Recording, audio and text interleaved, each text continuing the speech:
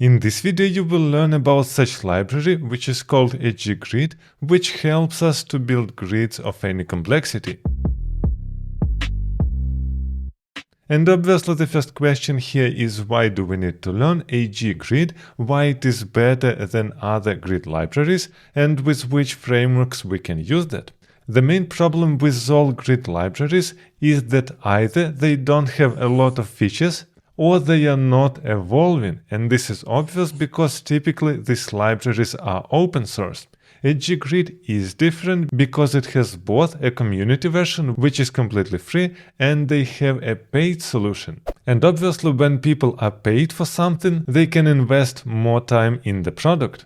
So ekaterina works with all popular frameworks like plain JavaScript, React, Angular and Vue, and it is focused to be highly configurable, and it has probably the best performance that I saw in grid libraries. And here are several useful things because we will start implementing our small project with ekaterina. In the documentation here on the right, you can select a framework which you are using. In this case, you will get exactly the same page of the documentation, but for the specific framework, and it is really useful. And also let's have a look on pricing. There is a free community edition which has lots of features, and an average project might be fine with just a community edition which is completely free. But you must understand that Enterprise edition costs per developer $1,000. It is not a small price, which means it is focused on B2B relations, which means you are a business and you really need an extremely complex grid in your project, and your project really earns a lot of money. It makes sense to invest in such product. It is not a license for a single customer, it doesn't really make that much sense. And obviously super advanced features are behind a paywall. Now let's look on our project. First of all, here in source app, I just have a single component users grid and it is completely empty.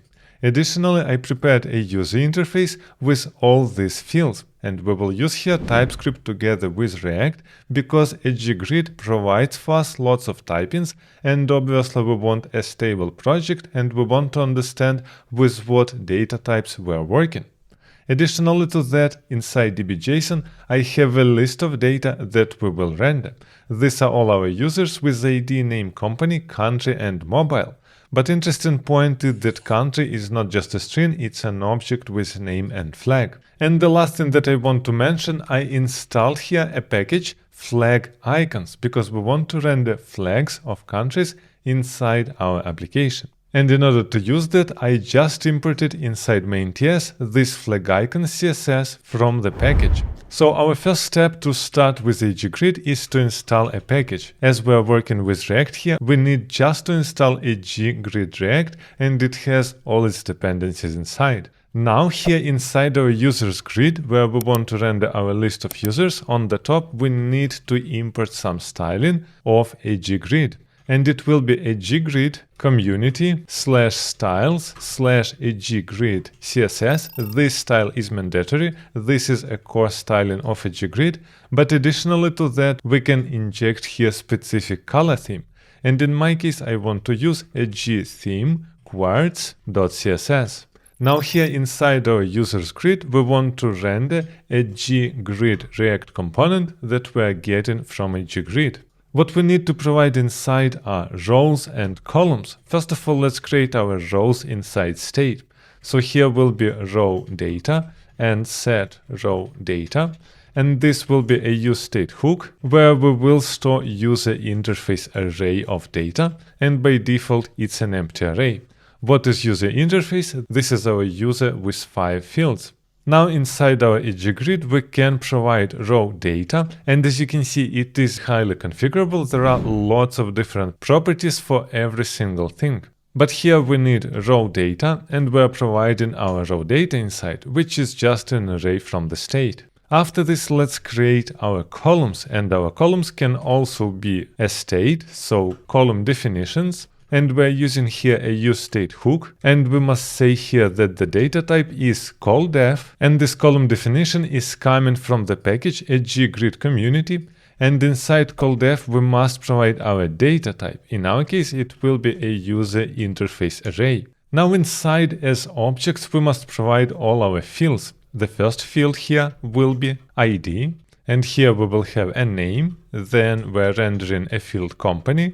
We will skip country for now because it is more complicated, and the last one that I want to render is mobile. And now here I see that I made a small typo. Our generic should look like this, so it is call definition of user interface, which is array, because we have an array of our columns. And as you can see, our code is not red anymore, and we can provide our column definitions inside a grid. But now we want to load this db.json data, not just like data, but we want to fetch them from the API.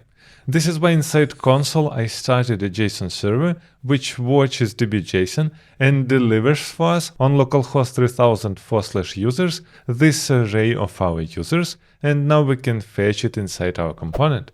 And in order to do that, we can use useEffect, and on initialize of our application we can do a fetch request on http localhost 3004/users. Then here we're getting our result, and we want to call result.json. Now we have one more then, and here we're getting our raw data. And what we want to do inside is just call setRawData and pass inside our raw data, which actually means we're just filling our rows with data on initialize. The last thing that we need to do is wrap this grid React with some container, because it must have some fixed height and width from the parent. This is why here let's create a div with class gThemeQuartz. This is our color theme that we will use. And obviously it's not class but class name. And here inside style we can provide a height. And our height will be 500. So we're providing a parent with fixed height, and we're using this class which will style the whole component.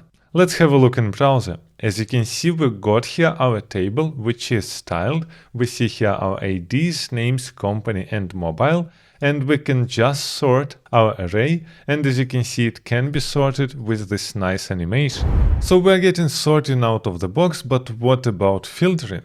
Let's say that I want to add filtering to our name field, so I can write here filter true, and also company field, so let's write here filter true. Let's look in browser. Now we have this icon on our header. I can click on it, and we can do like contains, does not equal, equals, blank, and so on. For example, contains, we're writing here MA, and we're getting all users which contain M and A. And additionally, we can filter it with other complex filters, like for example HA, and now we're getting just a single user. So you can see that we don't have some simple filtering, they are quite complex and advanced, and they are working really fast, even on a big chunks of data. And actually there are lots of complex features inside this library, like complex filtering, pagination, updating your items directly in the table, or even drag and drop them from one place to another. As you can see, even by default, we can drag our columns and they will be repositioned, or we can just resize them if needed. But now I want to show you some advanced configuration that you can do if you need to. For example, we did not render our country field. Let's do this now. The main problem with country field is that inside we have the name of the country and the flag. And essentially we want to render not just a name, but also a flag. So after our company, I want to render here a field which will be country. But in order to do that, we must create a cell renderer, which is a custom component which will render this cell. Why that? Because we want a custom markup inside, not just a custom value. This is why here on the top, let's create a component and name it country formatter. And we're getting here props, which are of type custom cell renderer props. Now here inside we can return any markup, and it will be used to render the cell of the country.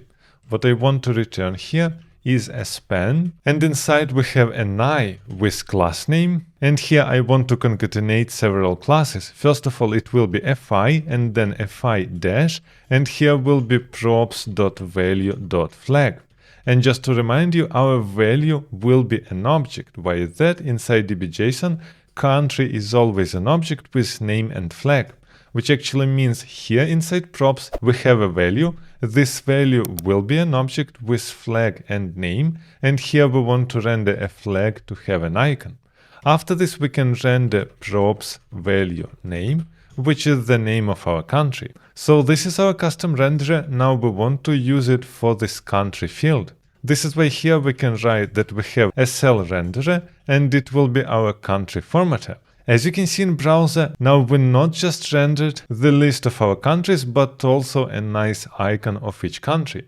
And it works just as before. We can drag and drop these columns, we can resize them, but for example sorting does not work at all, and also we don't have filtering here, which is actually obvious because the grid can't really know how to work with column which has custom data inside, so we must configure it properly. Additionally, as you can see in console, we are getting a warning: cell data type is object, but no value formatter has been provided. The main point is that we have completely custom cell renderer and we must disable default functionality. This is why here I can provide cell data type false, and then we won't get such warning. Now let's fix our sorting, and in order to do that we must provide a custom sorting comparator to tell the library how we want to sort this field. This is why here let's write a comparator, and we know that we're getting A and B just like inside JavaScript when we're comparing items in the array, and here I can check when a.name is smaller than b.name, then we're returning -1, in other case we're returning 1. Which actually means it will change sorting of the items based on name. By default, when we have just strings, it will be sorted A smaller than B, but in our case A and B are objects of the country with 2 fields inside. Let's check this out. I'm reloading the page, I'm clicking on the country, and now we can resort it correctly. For example, in descending order, we're starting with Turkey, Spain, Portugal, and so on, which actually means we revived sorting for this field. Now let's implement filter. We can write here filter true, but will it work? As you can see here we have our filter, we have contains. I can write for example Portugal, but as you can see it doesn't really work because it doesn't know how to filter these items correctly.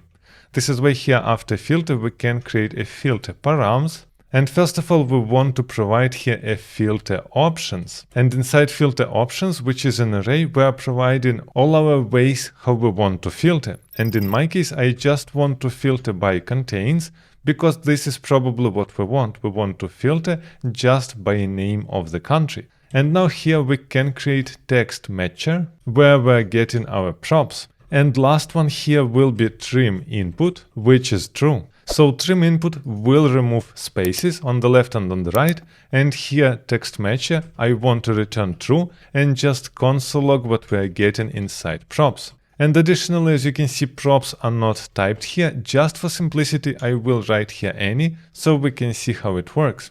Let's open console and see what we are getting. By page reload we don't have anything, but now here as you can see filter contains is always there. This is what we selected in filter options, and now here I want to write Portugal.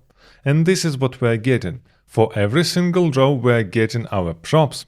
And here we have lots of information, but we are mostly interested in this data. Essentially here we could also read value, but in our case it's an object because we have an object. But we can read our data from data country, and here we have for example Portugal and flag, so we can use this information to build our filtering. This is why here instead of return true we want to write logic, which will return true only when our row meets the predicate. This is why here let's return our props.data.country.name, and we convert it to lowercase to compare correctly, and then we can use includes, and here we will have props.filterText. So filter text is exactly what we are looking for. As you can see here, our filter text was poor because I tried to type Portugal, and this is what we want to try and find inside our name. And here I made a typo, it is return. And also I see here one more typo, it's not include but includes. Now let's check if it's working. Here is our filter contains. I will write here Portugal and hit enter, and as you can see we found just Portugal and our filter works just fine. If we try to find just E, for example, we will find all countries with E. Here we can even apply AND directly and type man, and then we will find only Germany. So as you can see, a G-grid is highly configurable and the documentation is decent, which actually means it takes some time to get used to it and dig exactly properties that you want to change. But if you think that a G-grid is too much for you and you want something easier and simpler, but still something which has a good TypeScript support, I highly recommend you to look on 10-stack query, which does exactly that, and I already covered it in this video, so don't forget to check it out.